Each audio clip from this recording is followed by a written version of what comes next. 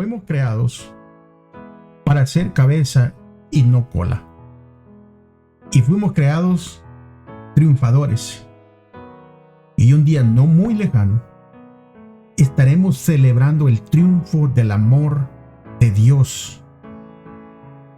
Y es por eso que es importante que usted se quede hasta el final de este estudio para poder ver paso a paso las dificultades que el pueblo de Dios padecerá, pero que nunca estará solo, porque Dios estará cuidando y dando esperanza y aliento a su pueblo.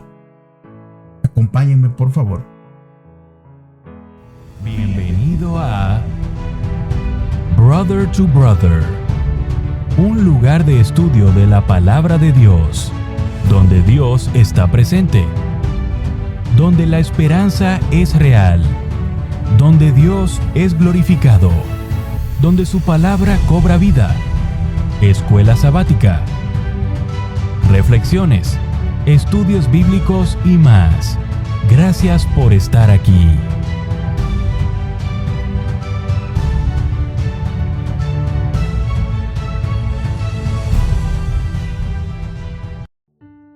Un saludo y un abrazo a la distancia, hermanos y amigos. Espero que el Señor les haya favorecido. Hemos llegado y el tiempo se ha pasado, pero tan rápido.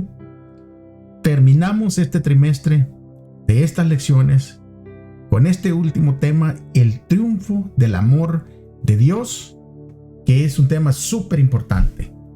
Vamos a orar para no perder tanto tiempo, porque necesitamos abarcar todo este estudio, porque es algo súper importante para nuestra preparación.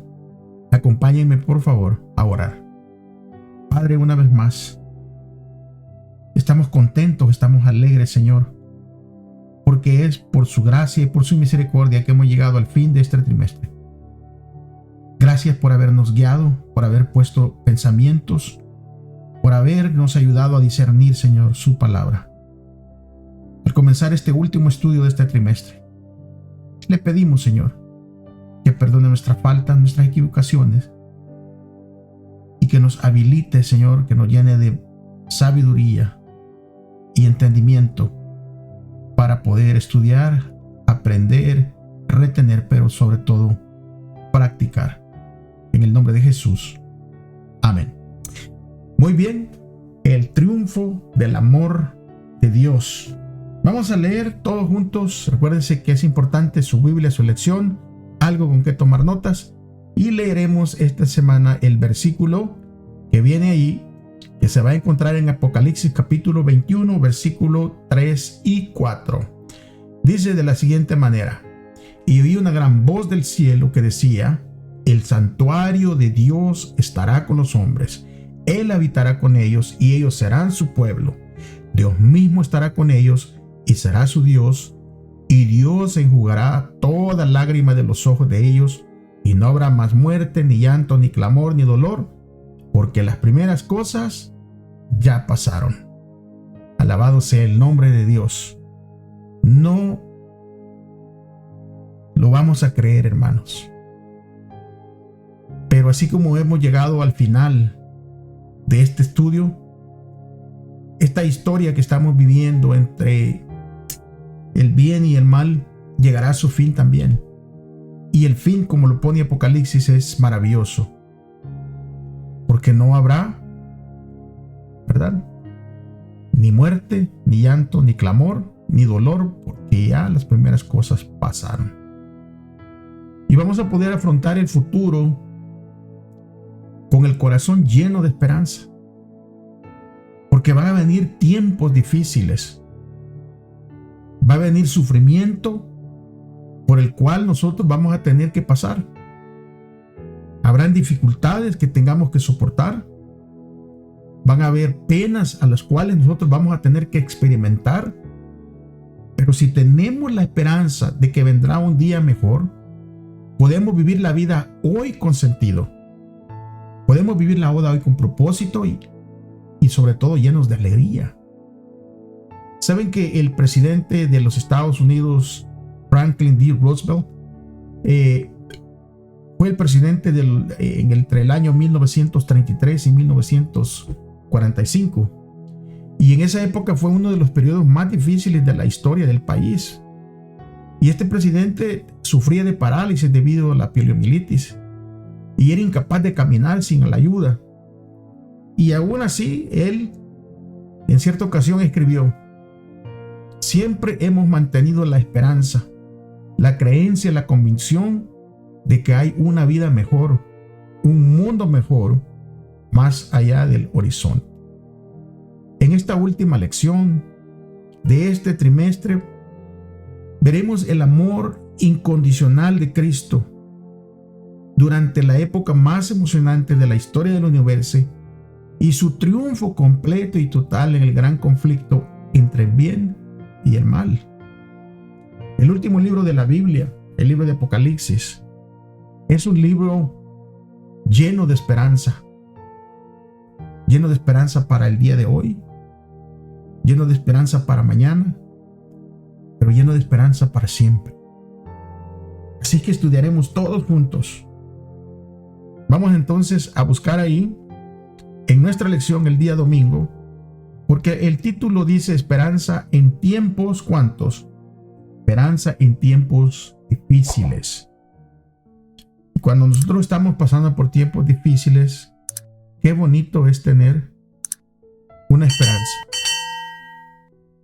Ahora, ¿qué acontecimientos tendrán lugar justo antes de la segunda venida de nuestro Señor? La Escritura nos va a abrir el camino y nos va a dar luz para que nosotros veamos qué acontecimientos vienen. Vamos a leer unos versículos para poder encontrar la respuesta ahí en esos versículos.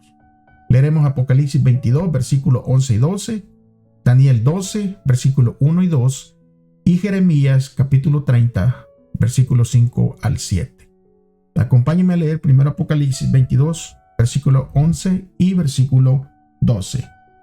El que es injusto haga injusticia todavía, el que es impuro sea impuro todavía, el que es justo haga justicia todavía, y el que es santo santifíquese todavía. He aquí vengo pronto y mi recompensa conmigo para pagar a cada uno según sean sus obras. Y Daniel capítulo 12 versículo 1 y 2 dice: en aquel tiempo se levantará Miguel, el gran príncipe que está del lado de los hijos de su pueblo. Será tiempo de angustia, como nunca fue desde que existen las naciones hasta entonces. Pero en aquel tiempo tu pueblo será librado, todos aquellos que se encuentren inscritos en el libro, y muchos de los que duermen en el polvo serán despertados, unos para vida eterna y otros para vergüenza y eterno horror. Y Jeremías capítulo 30 del versículo 5 al versículo 7 dice: así ha dicho el Señor, hemos oído una voz de estremecimiento, hay terror y no hay paz. Pregunten pues y miren, ¿acaso un varón da a luz? Porque he visto a todo hombre con las manos sobre las caderas como una mujer que da a luz, y todas las caras se han vuelto pálidas.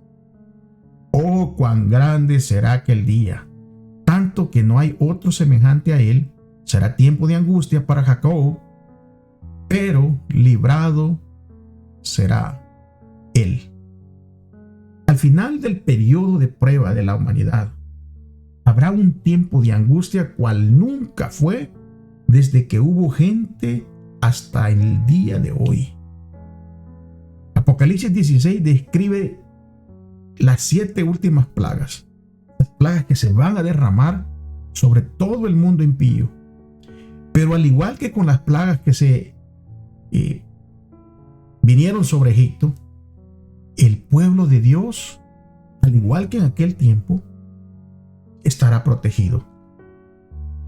Tomemos en cuenta la promesa que acabamos de leer en Daniel, en el capítulo 12 y el versículo 1. Dice que en ese tiempo será librado tu pueblo, todos los que se hayan inscritos, ¿dónde? En el libro. Recuérdense que siempre estos símbolos van a apuntar a los hijos de Dios. Y es por eso que Daniel le dice: no te preocupes. Sí, el asunto se va a poner difícil, pero yo voy a librarlos. Y cuando habla de este libro se refiere obviamente al libro de la vida. Todo el que esté escrito allí, Dios lo va a proteger. Ahora, si hemos permanecido fieles a Jesús, nuestro nombre estará allí en el libro de la vida. Saben que a veces me han preguntado que si la salvación se puede perder. La salvación es Cristo Jesús, pero no se pierde, sino que simplemente hay personas que optan por rechazarla. Y la única preparación adecuada que nosotros tenemos que tener para ese tiempo de angustia que se va a venir, lo encontramos en la misma palabra de Dios. Miren lo que dice Primera de Juan 3 del 1 al 3 y Juan 8, 29 y 14 y 30. Primera de Juan 3, 1 al 3 dice: miren cuán grande amor nos ha dado el Padre para que seamos llamados hijos de Dios, y lo somos. Por esto el mundo no nos conoce, porque no lo conoció a Él. Amados, ahora somos hijos de Dios, y aún no se ha manifestado lo que seremos, pero sabemos que cuando Él sea manifestado, seremos semejantes a Él, porque lo veremos tal como es Él. Y todo aquel que tiene esta esperanza en Él se purifica a sí mismo, como Él también es puro. Juan capítulo 8, versículo 29 dice: porque el que me envió conmigo está. El Padre no me ha dejado solo, porque yo hago siempre lo que le agrada a Él. Y Juan 14:30 dice: ya no hablaré mucho con ustedes, porque viene el príncipe de este mundo y Él no tiene nada de mí. Aquí Jesús refiriéndose a aquellos que seguían al enemigo. En el tiempo de angustia, el pueblo de Dios tiene una relación personal con Jesús, pero esa relación es genuina y es tan profunda que nada la puede alterar. Y el mayor deseo del pueblo de Dios que esté comprometido y que tenga esa relación será únicamente agradar a Dios en todas las cosas, porque no serán cosas impulsadas por uno mismo, sino son cosas impulsadas por la obra del Espíritu Santo morando en nosotros. Y es a través de esa unción del Espíritu Santo que venimos a ser tan puros y tan santos como la palabra dice que seamos. ¿Sabe que en el corazón de Cristo no había nada que Satanás pudiera sacarle en cara? El corazón de Cristo estaba limpio y nada de lo que Satanás pudiera traer como acusación respondería a los engaños de él. Porque Satanás trató de manchar el nombre de Cristo. Trató de que Cristo pecara adorándole. Pero Él se mantuvo fiel, con un escrito está. Y nosotros también podemos llegar a reflejar este aspecto del carácter de Cristo, siempre y cuando nosotros nos empapemos de su palabra y vengamos en oración, en ayuno, y estemos en un contacto permanente con Dios. Porque Él tiene promesas reconfortantes para esos momentos, para esos tiempos de angustia. Él no nos va a dejar solos. Salmo 27:5 dice: porque en su enramada me esconderá en el día del mal, me ocultará en lo reservado de su tabernáculo, me pondrá en alto sobre una roca. Y el Salmo 91, que es un salmo bien conocido, dice que el que habita en el abrigo del Altísimo morará bajo la sombra del Todopoderoso. Diré yo al Señor: refugio mío y castillo mío, mi Dios, en quien confío. Porque Él te librará de la trampa del cazador y de la peste destructora. Con sus plumas te cubrirá, y debajo de sus alas te refugiarás. Escudo y defensa es su verdad. No tendrás temor de espanto nocturno, ni de flecha que vuele de día, ni de peste que ande en la oscuridad, ni de plaga que en pleno día destruya. Caerán a tu lado 1000 y 10,000 a tu mano derecha, pero a ti no te llegará. Ciertamente con tus ojos mirarás y verás la recompensa de los impíos, porque al Señor, que es mi refugio, al Altísimo, has puesto como tu morada. No te sobrevendrá mal, ni la plaga se acercará a tu tienda, pues a sus ángeles dará órdenes acerca de ti, para que te guarden en todos tus caminos. Alabado sea el nombre de Dios. Apocalipsis capítulo 3, versículos 10 al 12 dice: porque guardaste la palabra de mi paciencia, yo también guardaré a la hora de la prueba que ha de venir sobre todo el mundo habitado, para probar a los moradores de la tierra. Yo vengo pronto, retén lo que tienes para que nadie tome tu corona. Al que venza, yo le haré columna en el templo de mi Dios, y nunca jamás saldrá fuera. Y escribiré sobre él el nombre de mi Dios y el nombre de la ciudad de mi Dios, la nueva Jerusalén que desciende del cielo, enviada por mi Dios, y mi nombre nuevo.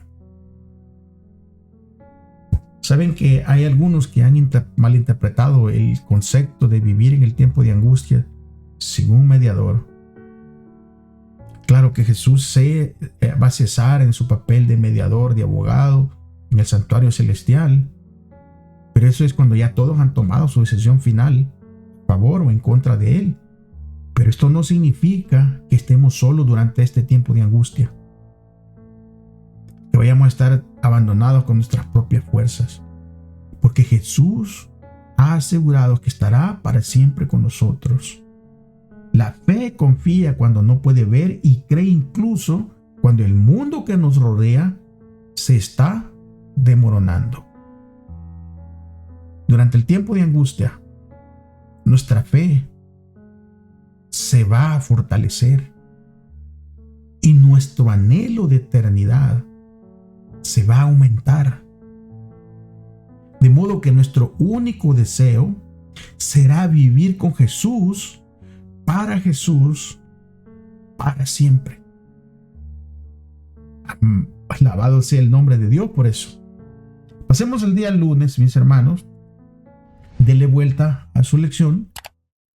Esperanza en el pronto regreso de Jesús. Y creo que todos tenemos ese anhelo de que Jesús regrese. Y todos estamos llenos de esperanza de que Él regresa porque Él lo ha prometido. Pero cuando vengan los desafíos del futuro, cuando venga el tiempo de angustia, ¿por qué es tan alentador tener una esperanza? ¿Y por qué son tan alentadores los siguientes versículos? Vamos a leer el capítulo 14 de Juan, versículo 1 al 3. Otro capítulo bien conocido, hermoso. Dice Juan, escribiendo, inspirado por el Espíritu Santo, el versículo 1 del capítulo 14. No se turbe el corazón de ustedes. Creen en Dios, crean también en mí. En la casa de mi Padre muchas moradas hay. De otra manera se los hubiera dicho. Voy pues a preparar lugar para ustedes. Y si voy y les preparo lugar, vendré otra vez, los tomaré conmigo, para que donde yo esté, ustedes también estén. El libro de Tito, capítulo 2, versículo 11 al versículo 14, dice de la siguiente manera: porque la gracia salvadora de Dios se ha manifestado a todos los hombres, enseñándonos a vivir de manera prudente, justa y piadosa en la edad presente, renunciando a la impiedad y a las pasiones mundanas, aguardando la esperanza bienaventurada, la manifestación de la gloria del gran Dios y Salvador nuestro, quien se dio a sí mismo por nosotros para redimirnos de toda iniquidad y purificar para sí mismo un pueblo propio, celoso de buenas obras. Aquí las palabras de nuestro Señor Jesús, de que no se turbe nuestro corazón, eso son una garantía de que nunca nos abandonará y de que volverá para llevarnos a casa. Porque este mundo no es nuestro hogar. Y está por llegar ese día. Uno de cada 25 versículos del Nuevo Testamento habla del regreso de nuestro Señor Jesús. Cuando los días son sombríos y las promulgaciones agobiantes de un poder político religioso y van a estar amenazando nuestra vida, la promesa de la venida de Cristo que estará en nuestro corazón, tendremos entonces una vida llena de esperanza. Y es esta bendita esperanza la que ha inspirado al pueblo fiel de Dios durante todas las generaciones, durante todos los problemas, persecuciones que ha tenido el pueblo de Dios durante todo este tiempo. Ahora vamos a comparar algo. Vamos a comparar la actitud de las personas salvas y de las personas perdidas. Y veremos aquí unos versículos que nos van a revelar esas diferencias. ¿Y qué explica la diferencia entre estas dos mentalidades, entre los que están salvos y los que están perdidos? Mire Apocalipsis 6, 15 al 17. Aquí se va a dar una descripción de un grupo. Dice: los reyes de la tierra, los grandes, los comandantes, los ricos, los poderosos, todo esclavo y todo libre, se escondieron en las cuevas y entre las peñas de las montañas, y decían a las montañas y a las peñas: caigan sobre nosotros y escóndanos del rostro del que está sentado sobre el trono y de la ira del Cordero. Porque ha llegado el gran día de su ira, ¿y quién podrá permanecer de pie? Oigan los impíos cómo dicen. O sea, se quieren esconder de la presencia de Dios. No se alegran con su segunda venida. No es algo grato, sino que es algo aterrorizante para ellos, porque Jesús viene a limpiar la tierra, a destruir el pecado. Y si el pecado vive en mí, yo seré destruido.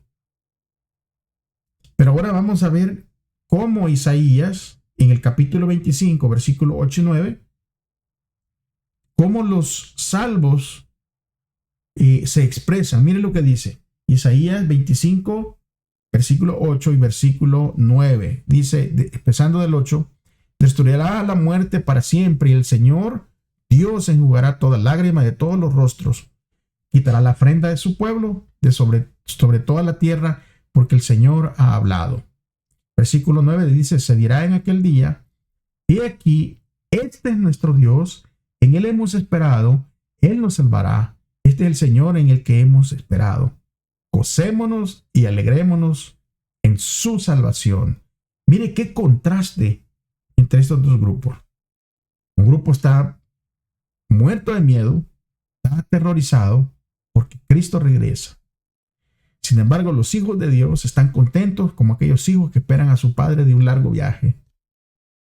Y dan gloria y dan alabanzas porque le hemos esperado y porque sabemos que Él nos salvará. Claro que el otro grupo, o sea, los impíos, ellos han comprendido las horribles consecuencias del pecado. Mientras que los justos han aceptado las maravillosas provisiones de la gracia de Dios. Es que la rebelión contra Dios conduce al temor, conduce a la culpa, a la condenación y finalmente a la perdición eterna. Y nuestra respuesta a la gracia salvífica de Dios nos conduce al perdón, la paz y el gozo eternos en su glorioso regreso. Ahora, ¿cómo nosotros responderemos los redimidos a la gloriosa salvación provista sin reservas por medio de Cristo? Apocalipsis 15, 3 y 4 y Apocalipsis 19, 7. Miren lo que dice. ¿Qué están haciendo los salvos? ¿Qué estamos haciendo allí? ¿Cómo le estamos agradeciendo al Señor?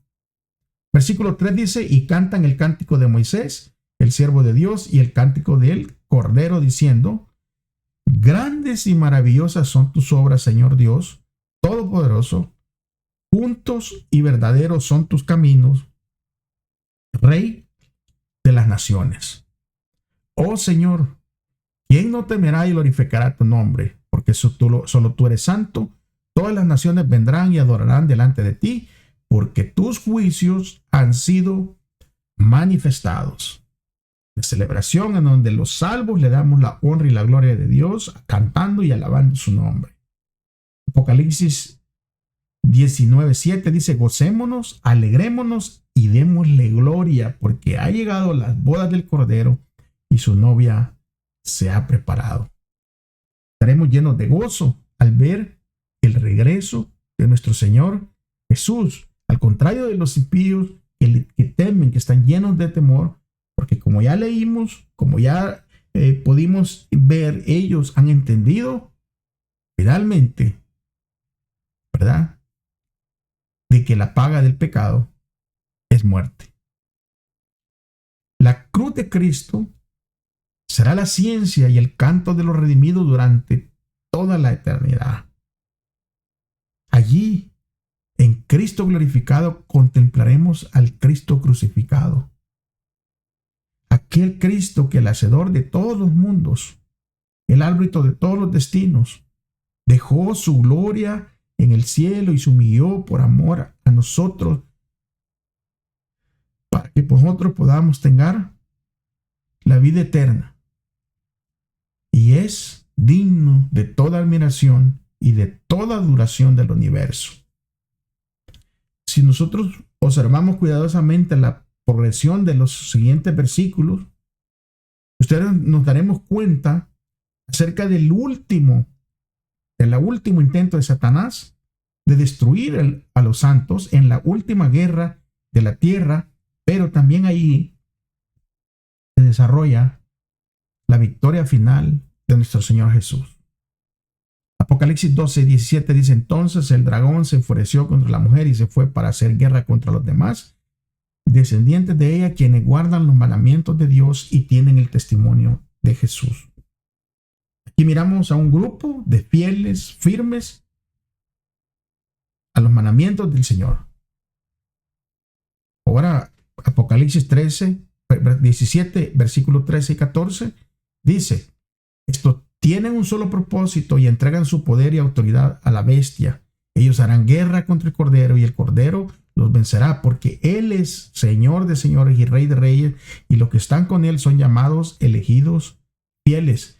Oiga bien, otra vez, llamados como elegidos y fieles. La lealtad de este último remanente que estará en ese tiempo. Ahora, los fieles a Cristo no se unen a la bestia, pero los infieles a Cristo se unen a la bestia para hacer guerra a los santos. O sea que hacen una alianza para poder ir y tratar de destruir, ¿verdad?, a los hijos de Dios. Pero Apocalipsis 19, versículo 11 al 16, es una escena maravillosa. Leámosla todos juntos. Dice, vi en el cielo abierto y aquí un caballo blanco, y el que lo montaba se llamaba Fiel y Verdadero, y con justicia él juzga y hace guerra. Sus ojos son como llama de fuego, en su cabeza tiene muchas diademas y tiene un nombre escrito que nadie conoce sino ¿quién? Él mismo. Está vestido de una vestidura teñida en sangre y su nombre es llamado la Palabra de Dios. Los ejércitos en el cielo les seguían en caballos blancos vestidos de lino fino y blanco limpio. De su boca sale una espada aguda para herir con ella las naciones, y él la guiará con cetro de hierro. Él pisa el lagar del vino del furor y de la ira del Dios Todopoderoso. En sus vestiduras y sobre su muslo tiene escrito el nombre Rey de Reyes y Señor de señores. Gloria a Dios por eso, mis hermanos. Porque aquí miramos en esta lectura, en esta escena que describe Juan, vemos a Dios mismo defendiendo a sus hijos, pero sobre todo que Él triunfa sobre el mal. Es un triunfo el cual celebraremos todos juntos. Día martes. Día martes habla acerca del milenio en la tierra.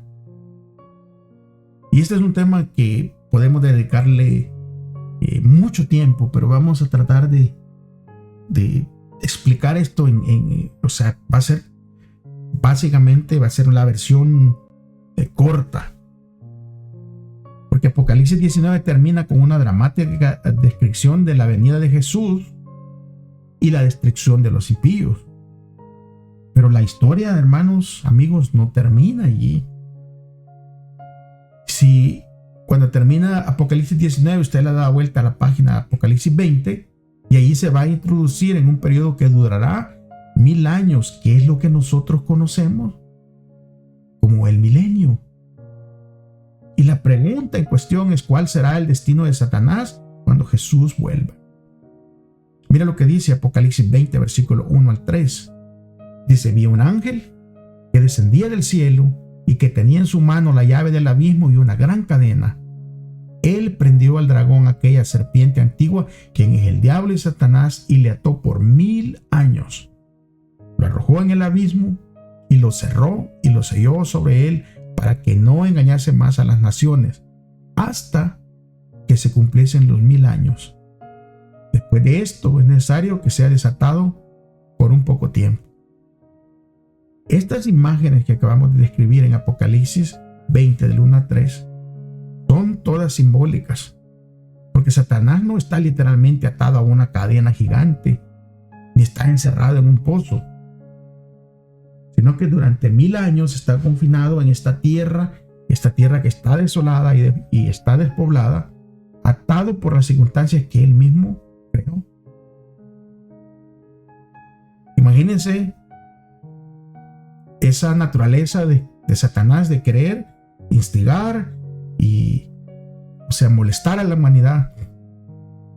Pero en ese tiempo, en esos 1000 años, estará atado porque no habrá a nadie a quien molestar.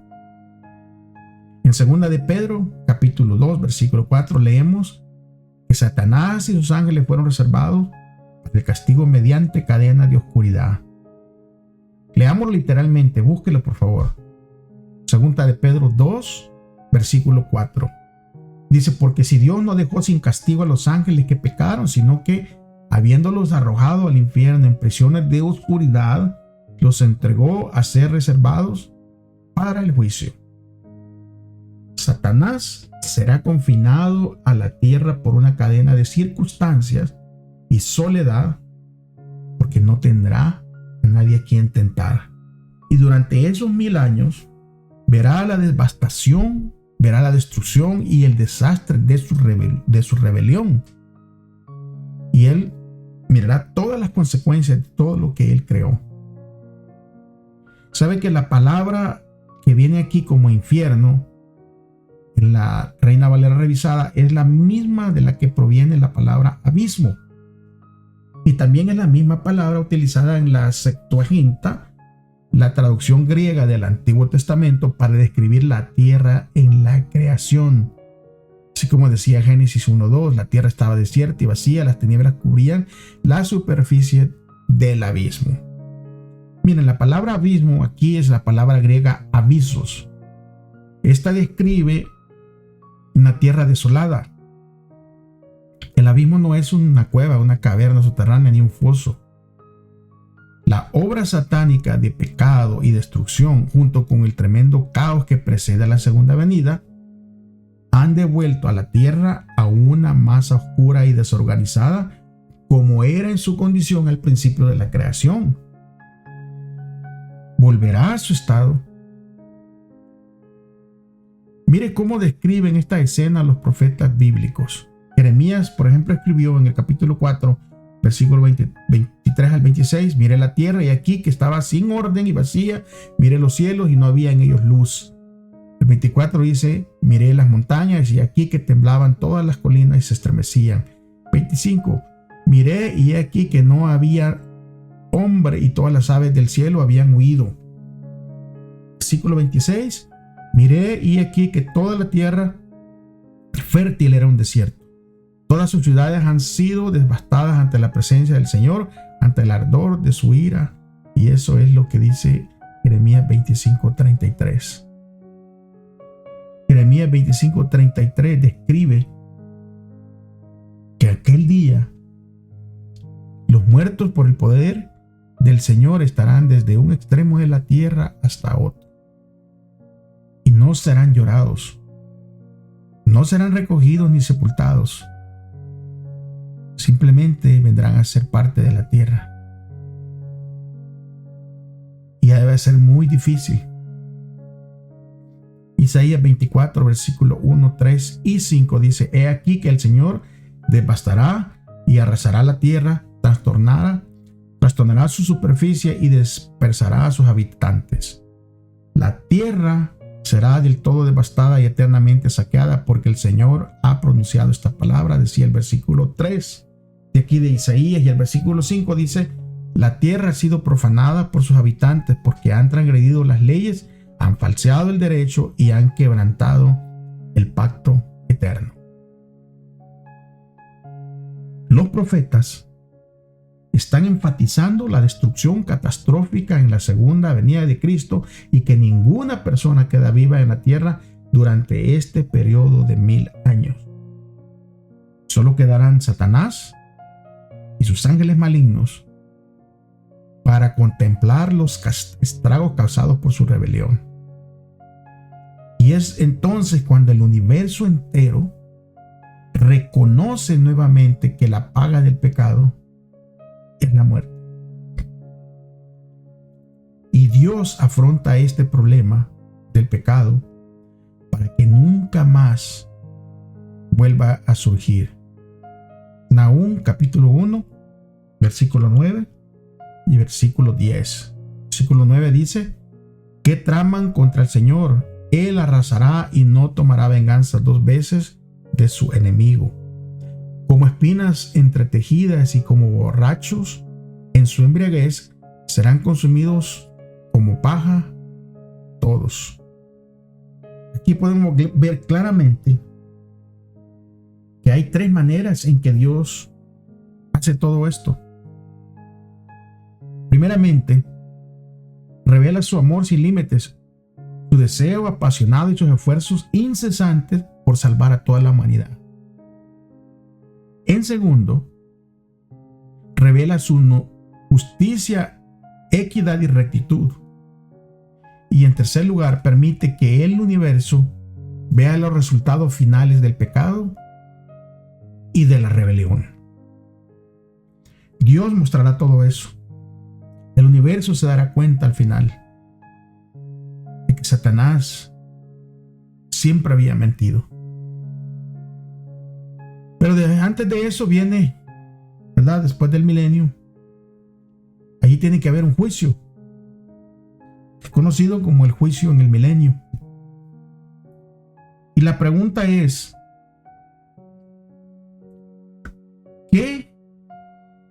oiga bien, la pregunta es, ¿qué haremos? O sea, los justos, ¿qué haremos ante toda esta destrucción? O sea, que los justos, recuérdense que resucitan primero, se van con Cristo, 1000 años. ¿Qué se estará haciendo allí esos 1000 años? ¿Y por qué es súper importante saber? Apocalipsis 24, versículo 4 y al versículo 6, Apocalipsis 20, versículo 4 y versículo 6, dice Juan escribiendo aquí: y vi tronos y se sentaron sobre ellos y se les concedió hacer juicio, y vi las almas de los degollados por causa del testimonio de Jesús y por la palabra de Dios. Ellos no habían adorado a la bestia ni a su imagen, ni tampoco recibieron su marca en sus frentes ni en sus manos. Ellos volvieron a vivir y reinaron con Cristo ¿por cuánto? 1000 años. Pero los demás muertos, recuérdense que hay otros muertos, Muertos en Cristo resucitan primero, los que estén vivos se van con Cristo.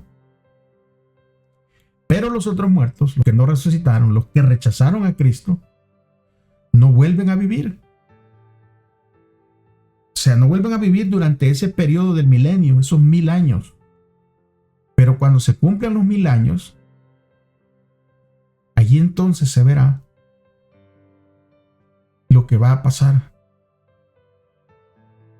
Es por eso que el versículo 5 dice, pero los demás muertos no volvieron a vivir sino hasta que se cumpliesen los 1000 años. Esta es la primera resurrección. Y dice aquí el versículo 6, bienaventurado y santo el que tiene parte en la primera resurrección, porque sobre estos la segunda muerte no tiene ningún poder, sino que serán sacerdotes de Dios y de Cristo y reinarán con él por 1000 años. O sea, ¿qué es lo que vamos a estar haciendo nosotros? Ministrando, porque vamos a ser ¿qué? Sacerdotes de Dios, vamos a estar preparándonos. Vamos a estar tener algún tipo de tarea, o sea, y va a ser una tarea agradable. Porque recuérdense que ya no vamos a estar en este cuerpo lleno de pecado, de corrupción, sino que seremos unas criaturas nuevas. Y es por eso que por 1000 años dice que vamos a reinar con él. Y también tendremos el rango de sacerdotes de Dios y de Cristo. Y durante el milenio, durante esos 1000 años, los justos tendremos la oportunidad de observar de primera mano. O sea, no alguien que nos cuente, sino que de primera mano vamos a ver la justicia y el amor de Dios. Y vamos a ver la forma en que Él lidia con el problema del pecado. ¿Y quién no va a tener preguntas, verdad? Preguntas que nos van a, al menos los pensamos aquí, pero no sabemos cómo hacer allá, porque aquí decimos, le vamos a preguntar a Dios esto, le vamos a preguntar lo otro, ¿por qué esto? ¿Por qué el otro? Pero ¿cuántas preguntas pudiéramos hacer en 1000 años cada uno de nosotros? Y durante ese milenio en el cielo, los redimidos podremos plantear esas cosas y ese tipo de preguntas. Preguntas como si un ser querido o un amigo íntimo no está en el cielo. Y allí todos los que seamos salvos vamos a tener la oportunidad de comprender mejor las decisiones de Dios, decisiones que a veces aquí en la tierra no podemos descifrarla cuando leemos incluso la palabra de Dios. ¿Por qué? Porque a veces queremos la respuesta completa. Y con esta mente finita no vamos a poder entender. Es por eso que dice que Dios, ¿verdad? Dios, Él nos va a contestar estas inquietudes si un ser querido o un amigo está en el cielo. Y allí los salvos vamos a tener la oportunidad de comprender las decisiones de Dios. ¿Por qué Dios hizo esto? ¿Por qué Dios no hizo esto? Y de una manera nueva, de una manera con más fuerza que nunca, los redimidos captaremos los poderosos intentos de Dios para salvar a cada persona que haya vivido alguna vez. O sea, nosotros vamos a poder mirar eso. Imagínense, mi hermano, si eso no va a ser maravilloso. Y nuevamente nosotros reconoceremos que todo el que está perdido se ha perdido en el cielo a causa de su propio rechazo, o sea, a causa de su propia decisión personal. Y solo entonces Dios traerá el juicio final, la segunda muerte, que es la destrucción eterna sobre aquellas personas que están perdidas. Como concluye los 1000 años, ¿verdad? La pregunta que nos hacemos, que viene en este día, es: ¿Cuál es el destino de Satanás y sus seguidores en este milenio? Durante esta época. Y por eso que Apocalipsis 27 al 9 dice, claramente nos va a aclarar. Oiga lo que dice. Cuando se cumplan los 1000 años, Satanás será soltado de su prisión. Recuérdense que dijimos, simbólicamente está atado como un león ahí rugiente que no puede atacar a nadie. Pero cuando se cumplan los 1000 años, Satanás será soltado de su prisión y saldrá para engañar a las naciones que están sobre los 4 puntos cardinales de la tierra, a Gog y a Magog, a fin de congregarlos para la batalla. Y el número de ellos es como la arena del mar. O sea, tiene seguidores como la arena del mar. Y vienen a hacerle la guerra, a hacer la batalla. Dice el versículo 9: y subieron sobre lo ancho de la tierra y rodearon el campamento de los santos y a la santa ciudad amada, y descendió fuego del cielo y los devoró. Y que eso sucede cuando nosotros no nos preparamos, cuando no estamos listos. Las cosas pasan en un instante. Y eso va a estar difícil para Satanás, porque durante 1000 años Dios lo ata de esta manera. Él no puede tener a quién tentar, ni a quién engañar. Él y sus ángeles han estado solos para reflexionar sobre las consecuencias mortales. ¿Pero de quién? Del pecado. Y al final del milenio, los impíos muertos van a resucitar, pero no para vida eterna, sino que van a resucitar para el juicio final y recibir su recompensa. Y miren, parece que no, pero Satanás tiene un ejército de seguidores grande. Y aunque Satanás ha sufrido derrota tras derrota, lo podemos leer en el gran conflicto, se siente animado al ver la enorme multitud de los perdidos. Y aún no está dispuesto a terminar su rebelión, por lo que sale a engañar a estas naciones, dice.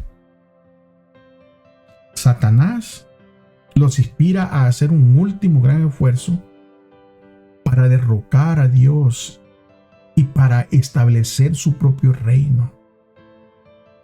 Los términos que leímos en el pasaje anterior del término de Gog y Magog, estos términos se utilizan para describir a Satanás y para describir a los inconversos de todas las edades. Y Satanás y sus seguidores rodean el campamento de los santos y de la ciudad amada. Concluye el milenio. Llega a ese final.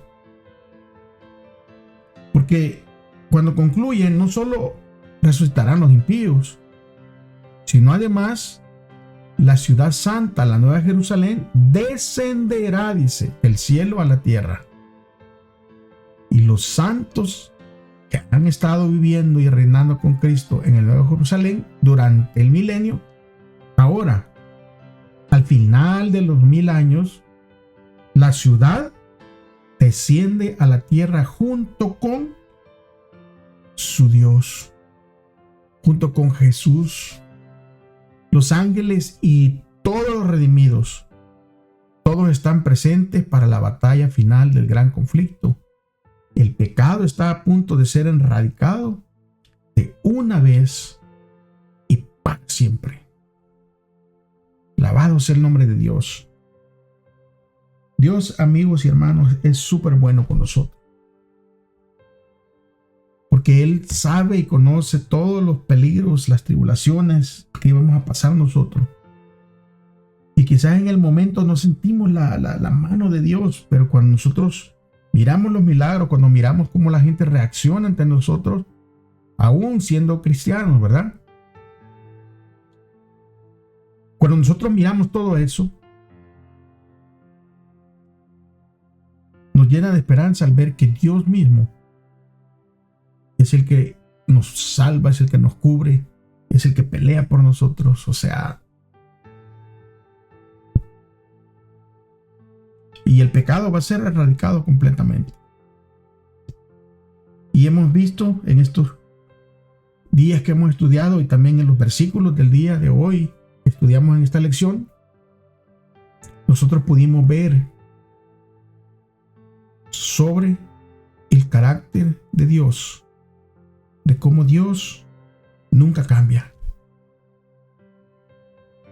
Vamos entonces, amigos y hermanos, a terminar ya casi con el último día, el día jueves. Acompáñenme, por favor. 2 eternidades. Si hay que hacer una decisión para dónde yo quiero tomar mi camino. ¿Qué nos dice la Escritura acerca de que si resucitan los impíos? ¿Qué nos dicen estos pasajes? ¿Por qué es que resucitan los impíos? Miren lo que dice 2 Corintios capítulo 5 versículo 10. Dice, porque es necesario que todos nosotros comparezcamos ante el tribunal de Cristo para que cada uno reciba según lo que haya hecho por medio del cuerpo, sea bueno o sea malo. Dios conoce, a Dios no lo podemos engañar, Dios conoce todo. Y todo, amigos y hermanos, lo que se hizo en oscuridad, Dios lo traerá a la luz. Y Romanos 14, versículo 10 y versículo 11, dice, pero tú, ¿por qué juzgas a tu hermano? O tú también, ¿por qué menosprecias a tu hermano?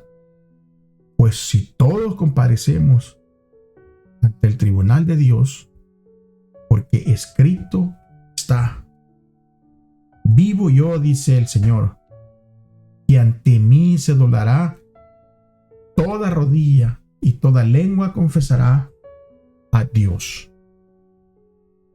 Apocalipsis 20, versículo 11 al 15, habla de que vi un gran trono blanco y el que estaba sentado sobre él, de cuya presencia huyeron la tierra y el cielo, y ningún lugar fue hallado. Versículo 12 dice, vi también a los muertos, grandes y pequeños, que estaban de pie delante del trono de Dios, y los libros fueron abiertos, y otro libro fue abierto, que es el libro de la vida. Y los muertos fueron juzgados a base de las cosas escritas en los libros. Hay un libro de la vida donde está mi nombre apuntado, pero también en los otros libros, en donde ellos han visto tal vez, ¿verdad?, los dones de la persona. Dice, ok, esto lo voy a mandar para ahí, este para acá y este para allá. Y es así como funciona. Dice el versículo 13 que el mar entregó los muertos que estaban en él. Y la muerte y el Hades entregaron los muertos que estaban con ellos y fueron juzgados cada uno según sus obras. Y la muerte y el Hades fueron lanzados al lago de fuego. Esta es la muerte segunda, el lago de fuego. Y el que no fue hallado es inscrito ahí, que se pasó lista, y su nombre no fue hallado en el libro de la vida, la Biblia dice que fue lanzado al lago de fuego. Y yo le voy a creer a la Biblia. Por mucho que me duele, por mucho que me entristezca el pensar eso, de que hay personas que pudieron salvarse, que hay personas que pudieron salvarse simplemente aceptando al Señor Jesús y dejar que Él fuese el que transformara su corazón. En última instancia, hermanos, toda rodilla se va a doblar y va a reconocer la justicia de Dios en este gran conflicto. Incluso Satanás y sus ángeles malos van a doblar rodillas. Los malos se quieren justificar. Los malos se quieren justificar porque ya vieron que están perdidos. Y eso es lo que normalmente hace el ser humano. Cuando está perdido empieza a buscar excusas y empieza a echar culpas al otro lado, por aquí y por allá. Y saben que se escribe de que apenas se abren los libros y los registros, Y la mirada de Jesús se dirige hacia los impíos. Es allí cuando ellos concientizan, ¿verdad?, de todos sus pecados que cometieron, de todas esas barbaridades que se hicieron cuando se les advirtió que se alejaran del mal, que se volvieran del mal camino. Pero ellos simplemente no quisieron escuchar. Y es allí, en ese lugar, donde reconocen que se apartaron del camino de la pureza y la santidad. Y cómo los llevó el orgullo propio tan lejos de Dios. Y ese mismo orgullo propio y sus malas decisiones los llevaron a la rebelión en contra de Dios. Lo llevaron a violar la santa ley de Dios, a pisotearla. Y las tentaciones seductoras que fomentaron cuando cayeron en pecado y cuando despreciaron a todos los mensajeros que Dios les mandó, cuando despreciaron todas las advertencias,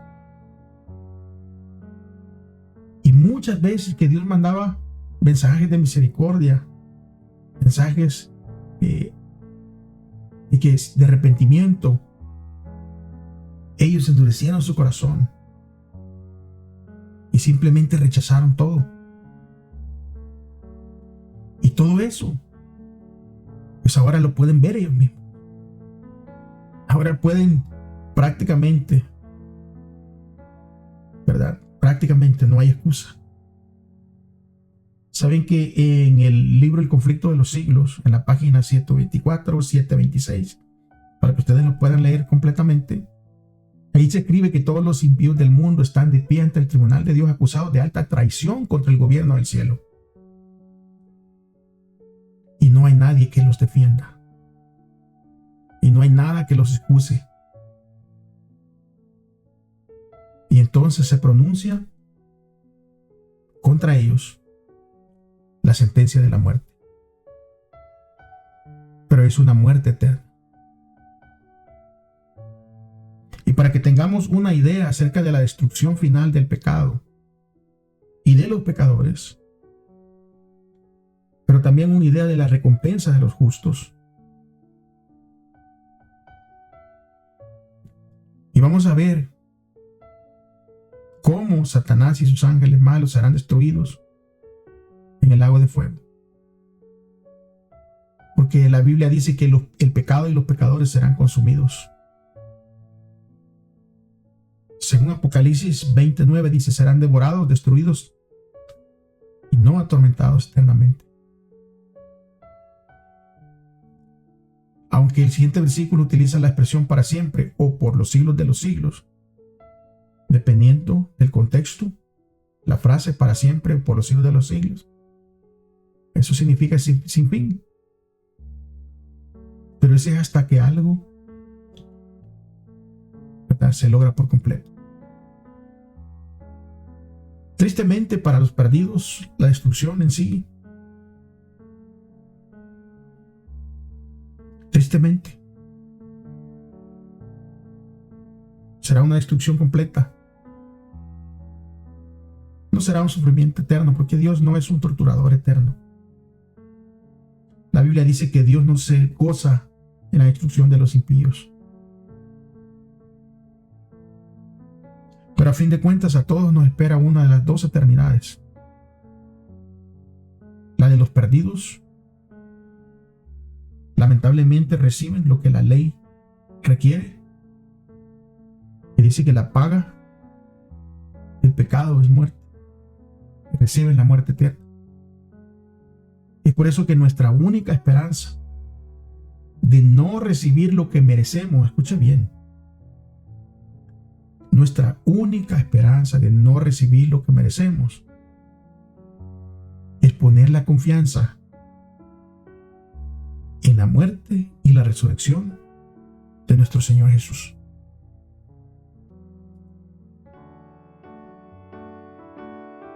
Cuando se aproximen peligros de los últimos días, las tentaciones del enemigo se van a tornar más fuertes y más decididas. Porque Satanás ha descendido con gran poder, sabiendo que su tiempo es corto. Y él está obrando con todo engaño de iniquidad para que muchos se pierdan. Porque el fin de todas las cosas, como lo hemos visto, está cercano. El tiempo de angustia está por llegar para el pueblo de Dios. Y será entonces cuando se promulgará el decreto prohibiendo comprar o vender a los que guardan el día de reposo del Señor y los que vendrán y serán amenazados con castigos. Seremos amenazados incluso con la muerte si no nos sometemos a observar el primer día de la semana como el día de reposo. Se concede a todos un tiempo de prueba a fin de que se preparen para el día del Señor. Y si alguien descuida esa preparación y no presta atención a las fieles advertencias dadas, estará y quedará sin excusa. Un día diremos: el gran conflicto ha terminado, ya no hay más pecado ni pecadores, todo el universo está limpio. Una misma pulsación de armonía y júbilo habrá a través de toda la creación. Y de aquel que todo lo creó, es de donde emanará la vida, la luz, y habrá contentamiento por toda la extensión del espacio infinito. Desde el átomo más imperceptible hasta el mundo más grande. Todas las cosas animadas e inanimadas declaran la belleza sin mácula y en gozo perfecto. Declaran esto. Declaran que Dios es amor. Y es por eso que esta última lección se tituló, ¿verdad?, el triunfo del amor de Dios. Alabado sea su nombre. Muchísimas gracias, mis amigos, mis hermanos, por haberse quedado hasta el final. No se olviden de compartir, de su like, deje su comentario si es posible. Y recuérdese que la próxima semana estaremos comenzando un nuevo trimestre con una nueva temática. Consiga su libro de lección. Si no tiene uno, mándeme un comentario a ver cómo le hacemos para poderle hacer llegar una lección. Escriba ahí, mire, vamos a ver. No sé cómo lo vamos a hacer, pero en este tiempo moderno de tecnología y este tiempo moderno, estamos seguros de que Dios nos va a dirigir para poder hacer llegar el nuevo folleto de lección que dura 3 meses, en el cual estudiamos los 7 días de la semana, un tema diferente relacionado al tema principal. Nos vemos la próxima semana si Cristo no ha regresado, ¿verdad? Si Él lo permite. Y recuérdese, antes de que terminemos este trimestre, si dice que ama a Dios, demuéstralo. Ama a su prójimo. Hasta la próxima. Bendiciones.